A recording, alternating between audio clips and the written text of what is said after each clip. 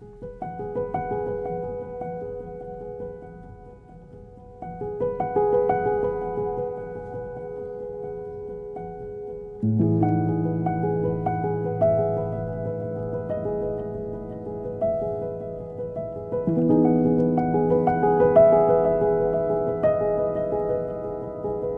guys, it's Adam from Loosepixel and welcome back. I want to have a bit of a philosophical conversation with you today, taking into account the fact that I am by no means a philosopher. But today I want to dig deeper into an ingredient that's at the core of who we are as artists: creativity. And be warned, things are going to fly off the rails very quickly. Things might even get a little celestial at a certain point, but rest assured that my thoughts are lucid, grounded, and sober. All right, with that said, let's ask ourselves the question: what is creativity? Well, to start exploring this, let's start simple. I want you to lift your hand in front of your face and have a look at it, the way you probably do every day. Now, if we're both thinking and feeling the same thing right now, you're probably thinking to yourself, oh boy, I'm going deep, y'all. But bear with me. I want you to ask yourself a very simple question. How was my hand created? What elements have gone into its creation? What is holding this structure together called my hand? Well, bones. Okay. Well, what's the purpose of my bones? They're the framework of my body. My bones are a structure designed to withstand the forces of gravity while being sturdy and lightweight enough to allow me to move safely and unencumbered. In some cases, bones serve as a protective barrier to house and protect and even control organs and their functions. But bones alone aren't enough. How do they move? Well, muscles, obviously. They serve to innervate and protect our bones, our nerves, and our organs. We have many hundreds of these muscles, large and small, that have slowly evolved to articulate this complex framework of bones with respect to gravity and necessity. The necessity to travel, to hunt, to gather, to perform intricate and powerful intellectual tasks. And speaking of intellectuality, how do these muscles function? What controls them? Well, our nerves, right? An unimaginable web of carefully placed wires. These nerves serve to both control muscles as well as provide your body with the necessary function of feeling. Our nerves warn us when we risk damaging our delicate bodies, violently recoiling us from sources of pain to prevent damage. They do so at such blinding speeds that our physical body reacts before our conscious mind is even aware of the danger.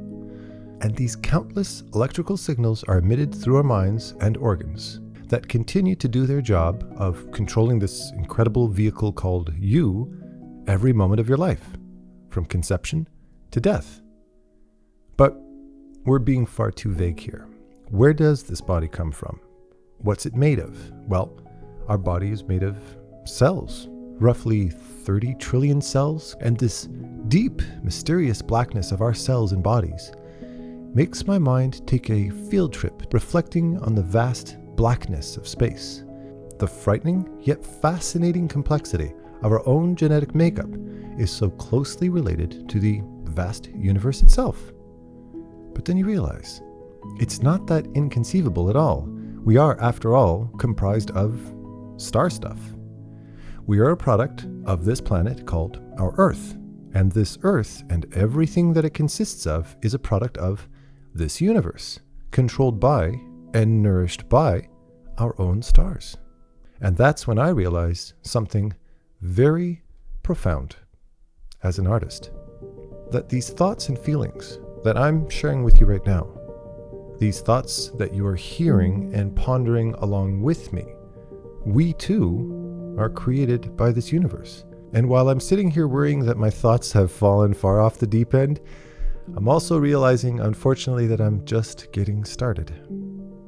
What I'm sharing with you aren't only the nonsensical ramblings of an overenthusiastic YouTuber with too much time on his hands because he's been locked in his house for over 2 months? Okay, yeah, well, maybe a bit. But realistically, these realizations and ponderings are the manifestation of a universe that has created them. Everything that you and I are the product of what has created us.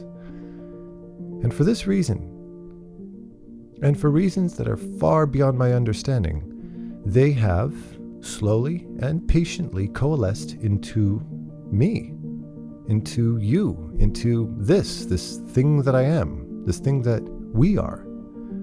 So remarkably specific, yet seemingly random. Why did the universe decide to offer us this curiosity about our own existence? Why would the universe create us, but not explain why? We must play some specific role in this big game of things. But what? What's the importance of me even thinking these things? Why do you? Why do artists and scientists even bother with these answers when they're most likely so far out of our reach that we'll be extinct long before any of these answers ever come to fruition? But yet, we do. So therein must be validation of our purpose, or our lifelong pursuit of depth and meaning and purpose. Because although us artists might not have all the answers, we do have the desire. Because although us artists and scientists might not have all the answers, we do have the desire, the drive, the deeper motive to pursue it, for reasons that are most likely as far out of our reach as the answers to the creation of the universe itself. That as artists, with enough time and thought, we come to the remarkable realization that this body of ours is designed in the likeness of the universe, with as much relative negative space within us as outside of us. That in reality, the universe or ourselves shouldn't be measured in terms of scale, rather in terms of depth. That in that light, we are in fact the center of our own universes. Our consciousness is the center, the great Big Bang.